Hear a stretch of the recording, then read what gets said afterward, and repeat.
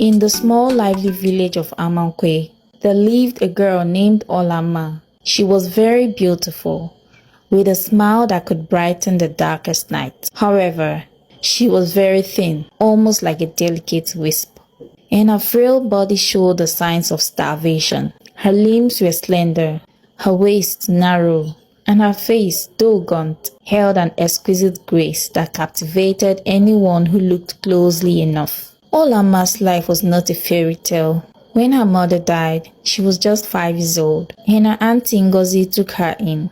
Auntie Ngozi was one of the most successful businesswomen in the village. She owned the only restaurant in the village. Auntie Ngozi was a strict and stern woman, and her heart had hardened from years of hard work. She had twin daughters, Amara and Chinyere, who were the same age as Olamma.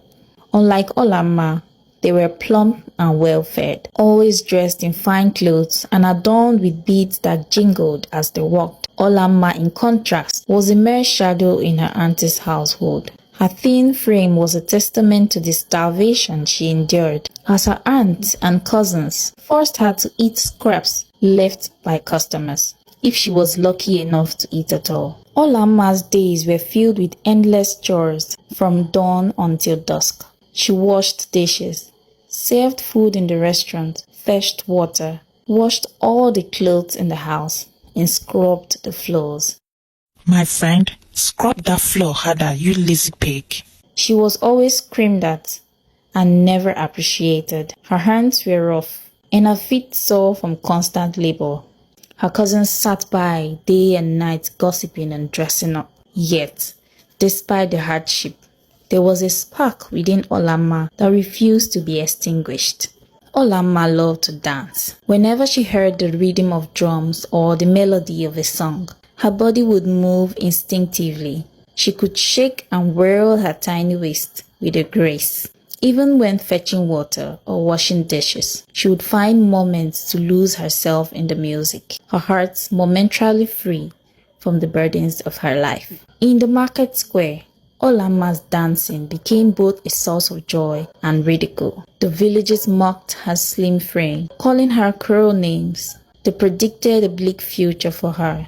She will never find a husband, they would say. She will end up a slave forever. Their words cut deep, and Olamma struggled to make friends. When she tried, they pushed her away with irritation on their faces. Get out of here! You stink with poverty, further isolating her. One evening, an old beggar passed through the village, begging for food. Her cousins, Amara and Chinyere, cruelly poured water on him, laughing at his misfortune. Olamma, with a heart full of compassion, sneaked the leftovers she was supposed to eat and gave them to the beggar. Even though she was starving, having had nothing the whole day, the old man, touched by her kindness, blessed her. You will prosper in life in such a way that people will not believe it. Olamma slept hungry that night, but was very happy to have helped the life. One day, as Olamma was on her way to fetch water, the village town crier passed through the streets, shouting an important announcement. Villagers of Amankwe, as you know, the king passed away a few weeks ago, and the prince, the soon-to-be king, needs a wife to assume the role of his queen. All maidens, aged 18 to 30, are to prepare a dance for the prince. Dress beautifully and dance. Whomever the prince picks becomes the future queen.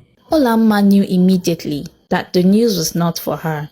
She felt sad, knowing that she couldn't participate, even though she loved dancing more than anything.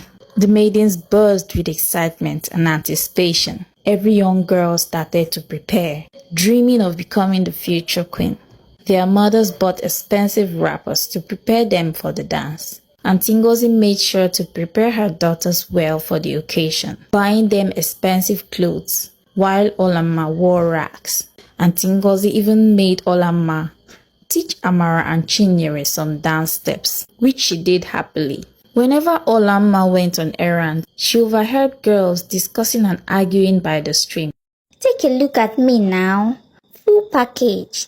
The prince would definitely pick me, one said. I am your future queen. The prince is mine already. Another said. She just smiled and wished them luck.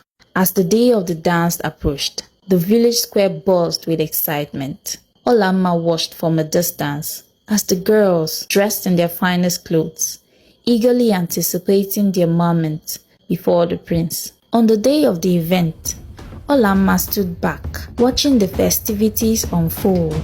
The music began, and one by one, the girls danced for the prince. Olamma's heart swelled with a mix of joy and sorrow, but she knew that even though she couldn't dance, she had taught her cousins well. As she watched, a feeling of peace washed over her. She had done her part, and despite everything, she still found joy in the simple act of dancing, even if it was in secret, away from the mocking eyes of the village. Olamma couldn't help but be swept away by the rhythm of the music. She started dancing, her body moving instinctively to the tune. She danced and danced and danced, forgetting herself and the world around her. And then,